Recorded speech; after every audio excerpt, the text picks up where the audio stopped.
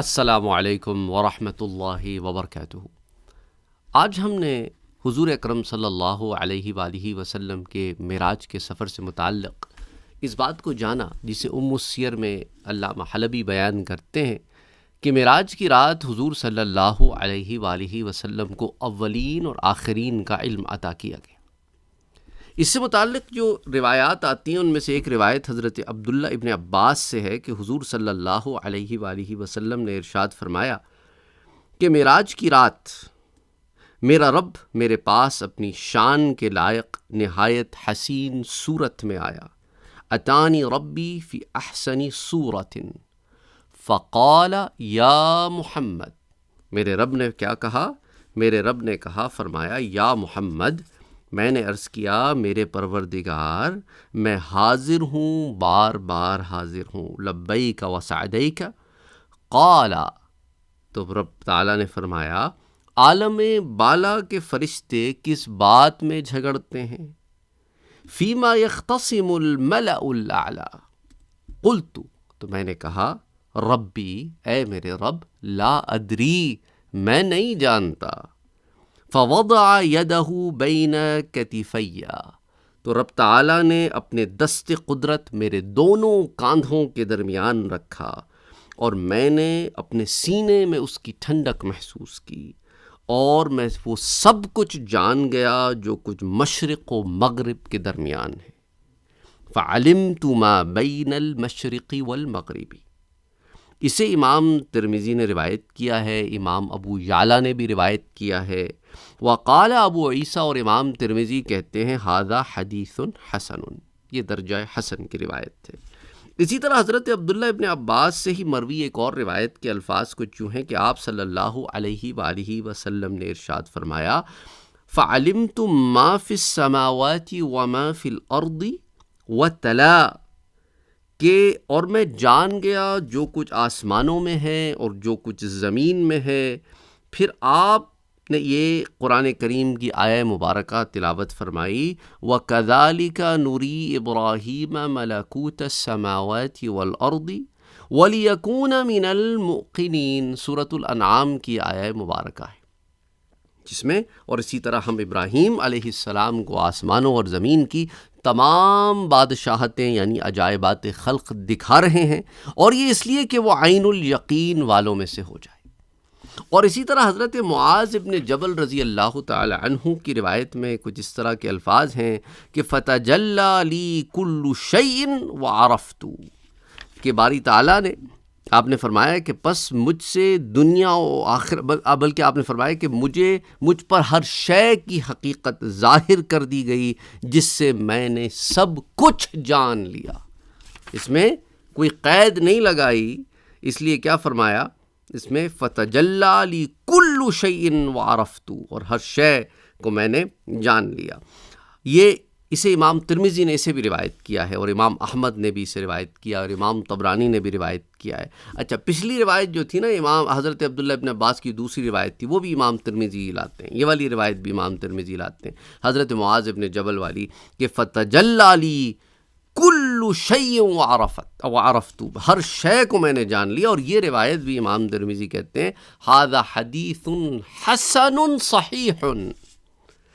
اور اس کے علاوہ حضرت ابی امامہ رضی اللہ تعالی عنہ سے ایک روایت آتی ہے جسے امام ترمذی نے نہیں بلکہ امام طبرانی نے اور الرویانی نے اسے روایت کیا ہے کہ حضور صلی اللہ علیہ وآلہ وسلم نے ارشاد فرمایا فَعَلِمْتُ فِي مَقَامِ ذَلِكَ مَا سَأَلَنِي عَنْهُ مِنْ أَمْرِ الدُّنْيَا وَالْآخِرَةِ، تو حضور نے فرمایا کہ پس مجھ سے دنیا اور آخرت کے بارے میں کیے جانے والے سوالات کے جوابات میں نے اسی مقام پر جان لیے، نہ صرف دنیا کے بلکہ آخرت سے متعلق بھی ہر سوال کا جواب اللہ نے مجھے یہی عطا فرما دیا۔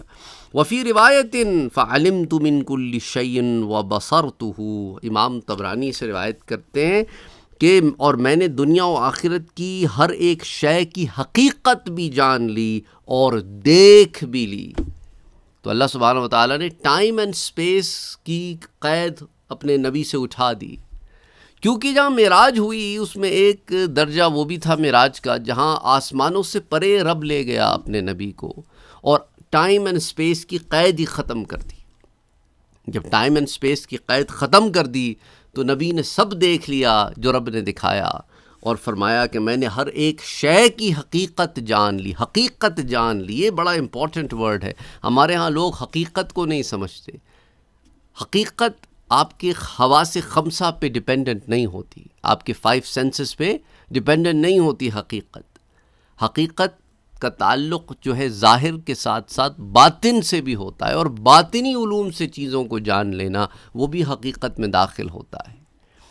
اور باطن میں آپ کو پتہ ہے مختلف مدارج ہیں، سر بھی ہے، سر السر بھی ہے، خفی بھی ہے، اخفا بھی ہے، بہت سارے مدارج ہیں۔ بہرحال تو اس کے بعد حضور نے کیا فرمایا، اور میں نے دیکھ بھی لیا، نہ صرف کہ جان لیا۔ حضرت جابر سے روایت ہے، جابر ابن سمرہ رضی اللہ تعالی عنہ روایت کرتے ہیں کہ حضور صلی اللہ علیہ وسلم نے فرمایا فما سألنی عن شیء الا علمتہ۔ اسے امام ابن ابی شیبہ نے اور ابن ابی عاصم نے روایت کیا، اور اس کی اسناد حسن ہے اور رجال اس کے درجہ ثقہ پر ہیں۔ اس کی اردو ترجمہ کچھ یہ ہے کہ پس مجھ سے جب بھی کسی چیز کے متعلق سوال کیا گیا تو میں نے اسے جان لیا، پس اس کے بعد کبھی ایسا نہیں ہوا کہ مجھ سے کسی چیز کے بارے میں پوچھا گیا ہو اور میں اسے جانتا نہ ہوں۔ تو اگر وہ لوگ جو اس حدیث معراج سے پہلے کے واقعات اٹھا کے لاتے ہیں کہ دیکھو حضور سے فلاں سوال پوچھا گیا، فلاں سوال پوچھا گیا، تو وہ حضور صلی اللہ علیہ وسلم کہ وہ معراج سے پہلے کے واقعات ہیں، جس کے لیے پھر حضور نے انتظار فرمایا یہاں تک کہ آپ کو اس پہ مطلع فرمایا گیا۔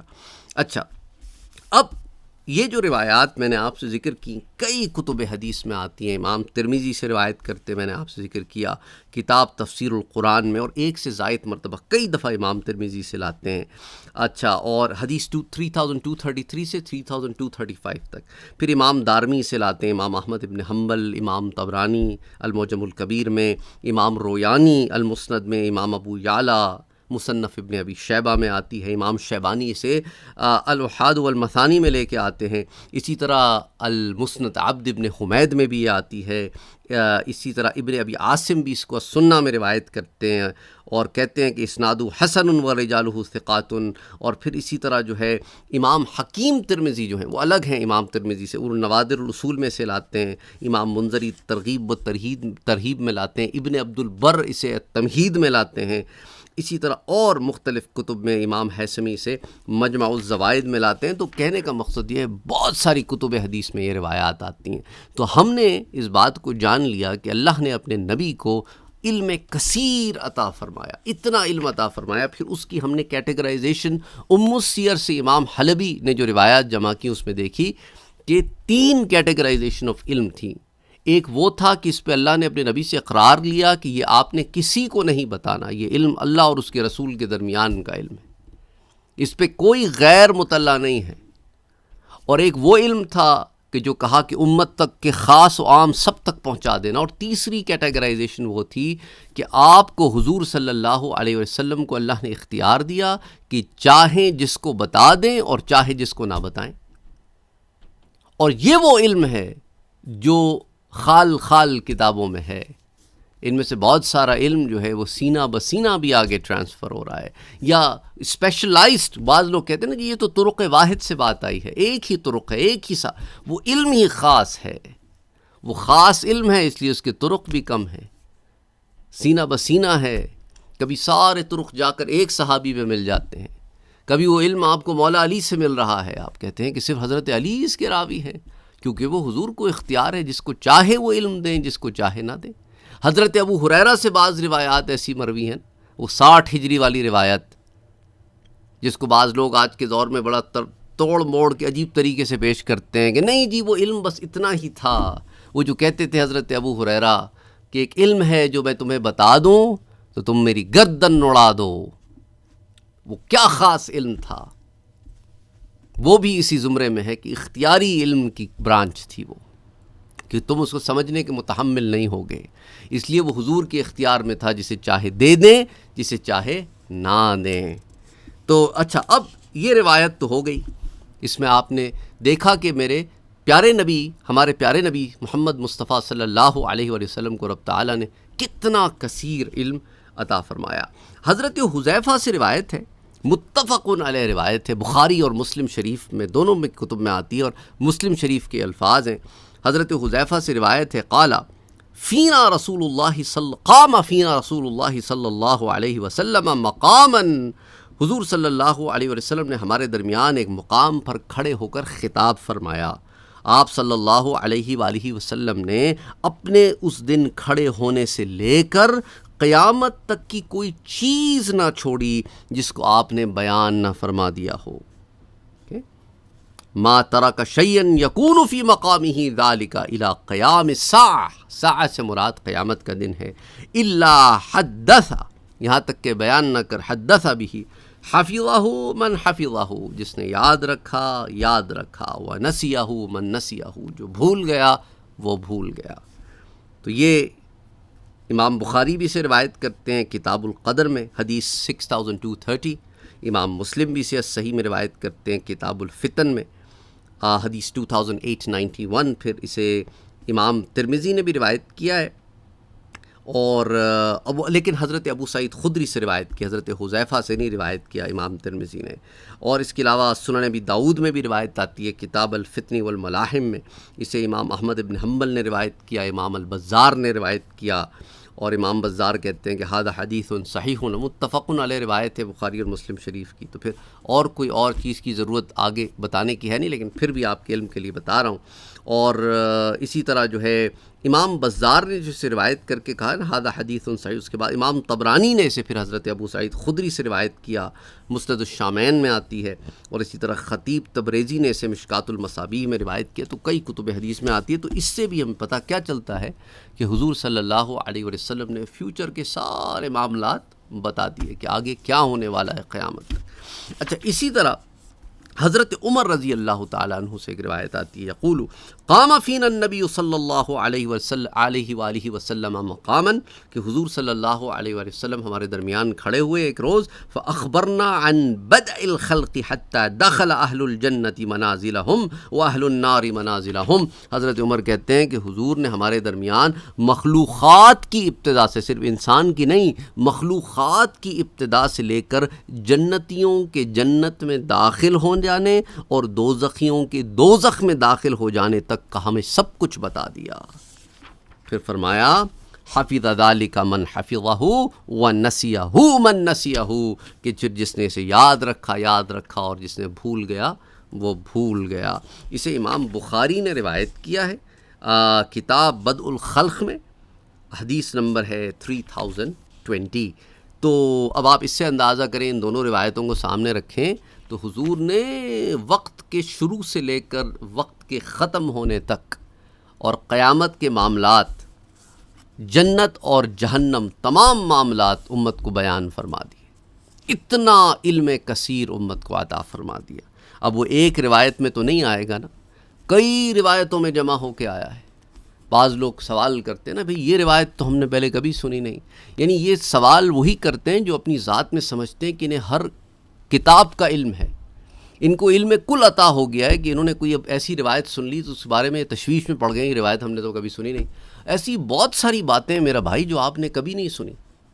قرآن کریم کی کتنی آیات ہیں جو آپ نے کبھی ان پہ غور بھی نہیں کیا ہوگا، آپ کی توجہ کوئی دلا دے تو اس پر بھی کچھ لوگ بدک جاتے ہیں، نہیں نہیں اس کا یہ مطلب نہیں ہے کہ یہ مطلب آپ کو سمجھ ہی نہیں آیا کبھی۔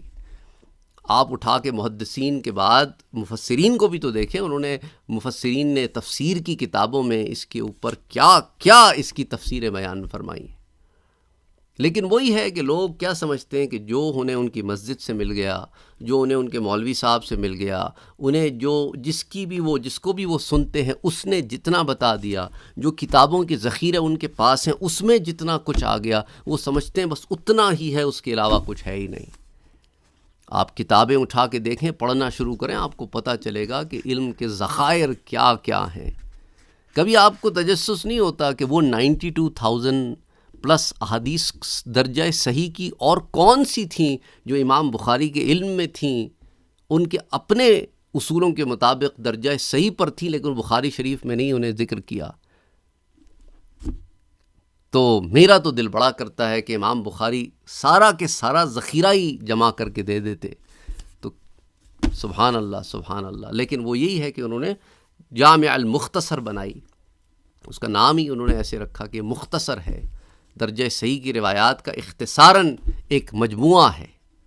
بہرحال اللہ سبحانہ و تعالیٰ سب کے لیے آسانیاں کرے. افسوس ہوتا ہے کہ لوگ ایسا شوق کا اظہار کرتے ہیں، جیسا بھی اس والے درس پر ایک شوق کا اظہار کیا تھا جو بھی اس سے پہلے میں نے معراج پر دیا، یہ ہم نے روایت کبھی سنی نہیں. تو یہ پتہ چلتا ہے کہ لوگ علم اگر مل جائے نا تو علم کے زیادہ مل جانے پر بھی بدک جاتے ہیں. ٹائٹل دیکھ کر کچھ لوگ بدک کے نیچے کمنٹ کر دیتے ہیں. تو میں نے ان سے کہتا ہوں اللہ کے بندوں پہلے درس تو سن لو. تم نے تو ٹائٹل پڑھ کے کمنٹ کر دیا. اور پتہ چل جاتا ہے، جو کمنٹ پڑھ کے آپ کو اندازہ ہو جاتا ہے کہ اس نے درس سننے کی زحمت ہی نہیں کی، ٹائٹل پڑھ کے ہی بدک چکا ہے. اللہ سب کے لیے آسانیاں پیدا فرمائے.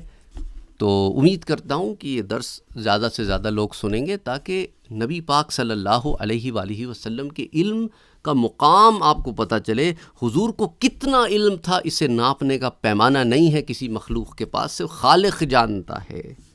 حضور کی شان علم اور حضور کی معرفت ہم بیان کر سکتے ہیں، ہمیں اس کا اندازہ نہیں کتنی ہے. سمجھ آئی بات آپ کو؟ تو بہرحال اللہ سبحانہ و تعالیٰ سب کے لیے آسانیاں پیدا فرمائے. آمین. اللہم صلی علی محمد وعلی آل محمد.